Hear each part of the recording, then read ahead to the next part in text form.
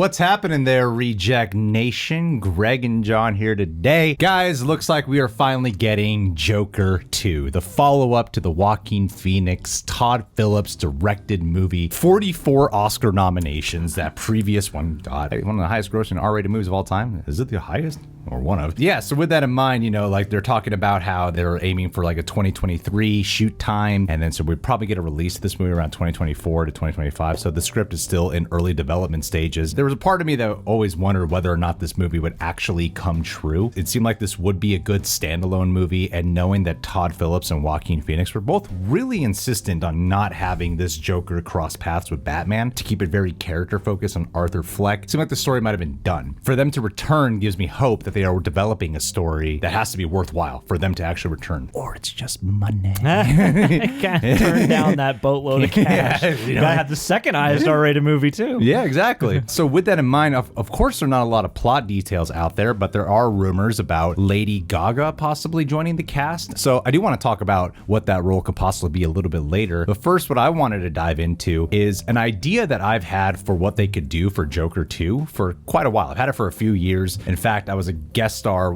like a few years ago on Movie Fights, Screen Junkies, and one of the questions was, what would you do for a Joker 2? And that was actually one of the easiest questions I've ever had, because I'm like, I know exactly what I would want to do for a Joker 2. So I kind of wanted to share that pitch with you guys, talk about it a little bit, because, you know, they're in the early draft stages. So, you know, Todd Phillips, if you guys are listening, you kind of like where I'm going with this, you know. You need some rewrites, feel free to just steal some. I don't care. Just steal it. And I just want to see it come true. I've had this log line written down forever, just the log line, so I just want to read it. My basic pitch for this would be, after becoming a celebrity worship serial killer, receiving fan letters in Arkham and such, the absentee leader of the cult breaks Arthur Fleck out to lead their cause, but they find a difference in ideologies they perceive from Arthur versus Arthur's actual motives. I call this the cult of Joker. Because if you look at the events, what happened in the movie Joker, he had his own personal agenda with the kills that he did. Those people he killed on the subway. The cult following, though, the ones that started all the riots and such, the ones that worshipped him at the very end, their ideas are focused more on the 1% and the corruption, the capitalism, the politicians. They pretty much misinterpreted his actions in that movie as being something more profound. On the talk show with Robert De Niro,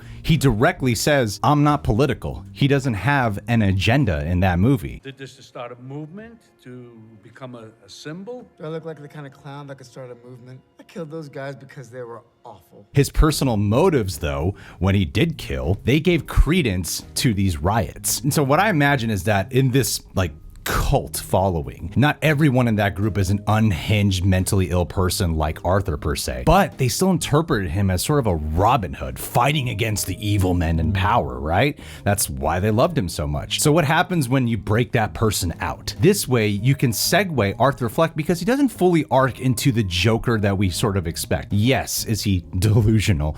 Is he a little bit psychopathic? Sure, but he doesn't become the criminal mastermind in that film, which is what the Joker is, a criminal mastermind, still an unhinged anarchist. So you could segue from him being who he was in Arkham by the end of that movie into becoming a criminal leader / criminal mastermind. Because by the end of Joker 1, he receives this love and validation from the people at the end of Joker. But in this sequel, instead of like revolting to lead the people in poverty, the people who are angry with the 1% at Gotham, you find out he actually doesn't give a shit about them. Like, he doesn't care about them. He never did, you know? That makes sense. You watch this mentally ill, unstable man evolve into the master manipulator, the criminal mastermind, the selfish thief in the underworld of Gotham, bringing anarchy to the streets. Keep the Jokerisms, but maintain the themes of the first Joker movie. Not just put Batman in here. Yeah. No, I feel like that would cheapen everything, and you could do so much more interesting work with just the psychological motivations of Arthur Fleck and how it affects the world around him, and the fact that he is coming from such a place of isolation, and probably a lot of people who do follow him now are probably the kinds of people he would not get along with. Exactly. So like, what if by the end of the journey, the ones who ultimately loved him, who he found acceptance through, ultimately abandon him? His symbol is stripped away and he becomes a villain feared by the people of Gotham. Goes from pure psychopath into criminal mastermind. I think that could be like kind of the midpoint of the film, actually. It could be your break into Act 2, sure. But we're hearing these rumors about Lady Gaga. Now, as much as I've been like, I don't know about Batman coming in here. I know some people want that, but I don't think so. I feel like Todd Phillips and Joaquin Phoenix were never truly interested in it, and in a lot of ways, I feel like even for someone like myself who highly recommends Joker, some of the Bruce Wayne stuff felt a little bit like, do we really need it? You know, like Thomas Wayne felt necessary, but Bruce, do we really need that? Nah, man, stick his hands in your mouth. When we're looking at who Lady Gaga might be, I'm not opposed to the idea of her actually being Harleen Quinzel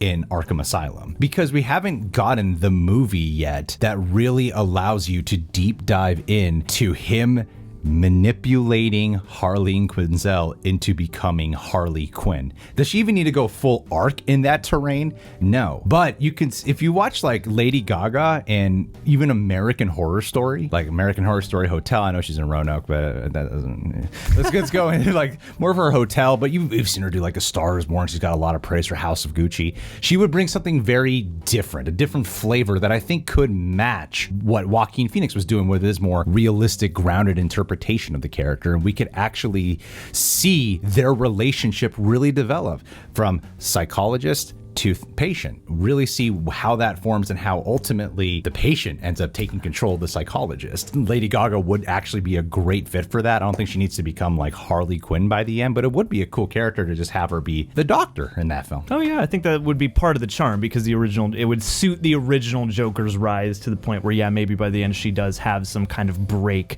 but you're not going into full super villainy territory. And two, I mean, I feel like the first movie is such a character study of one person. You could do the Folie A Deux then in the second movie, and yeah, see what happens when that person maybe connects legitimately to somebody, because you could get a lot of confusing feelings coming out of Arthur Fleck, but then also that tragic manipulation of Harleen Quinzel, of the one person trying to give him the benefit of the doubt maybe, or at least getting through to him a little bit. You know, like I feel like there are a lot of very big and broad ways a Joker 2 could go, but that feels like a really nicely honed in and contained way of exploring just as twisted personal territory. You know? Yeah, so that way you keep it criminal focused. You still keep it within the tone and the themes of the first one, and then you could get a little Harley Quinn Easter egg in there too. But I don't know. I mean, they already obviously have a plan in mind.